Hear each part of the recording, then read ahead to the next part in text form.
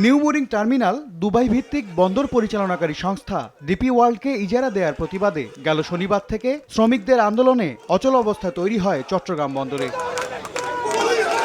প্রথম ৮ ঘন্টা করে কর্মবিরতি পালন করলেও পরে তা রূপ নেয় লাগাতার ধর্মঘটে। এতে বন্দরে বন্ধ হয়ে যায় আমদানি রপ্তানি কার্যক্রম। তবুও দাবি আদায়ে অনড় থাকেন শ্রমিকরা।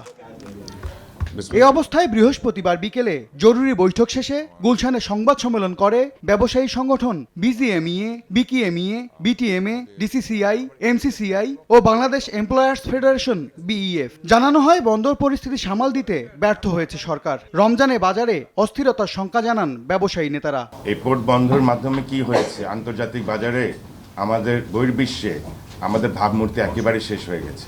আর এটার যে ইম্প্যাক্ট, কনসিকুয়েন্সেস, এটা কিন্তু চেইন ইফেক্ট। ইন্টারন্যাশনালি যখন একটা রং মেসেজ যায় তখন বায়াররা কিন্তু ফিউচারে অর্ডার দিতে গেলে তখন দুইবার চিন্তা করবে যে বাংলাদেশে তো এরকম কোনো কারণ ছাড়া আন্দোলন হয়, কারণ ছাড়া আমি আমার বুটস আটকা যেতে পারি। এদিন সকালে চট্টগ্রামে যান নৌ উপদেষ্টা। বন্দর কর্তৃপক্ষ ও শ্রমিকদের সঙ্গে বৈঠক শেষে জানান ডিপি ওয়ার্ল্ডকে ইজারার সিদ্ধান্ত থেকে সরে আসার সুযোগ নেই। এই সরকার এমন কিছু করবে না যেটা এখন যে অবস্থাতে আছে তার থেকে নিচে যাবে।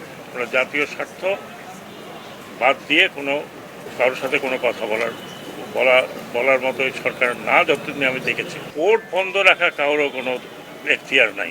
নৌ উপদেষ্টার আশ্বাসে শুক্র ও শনিবার 2 দিনের জন্য ধর্মঘট প্রত্যাহার করেন শ্রমিকরা। এমএস আরেফিন, সময় সংবাদ, ঢাকা।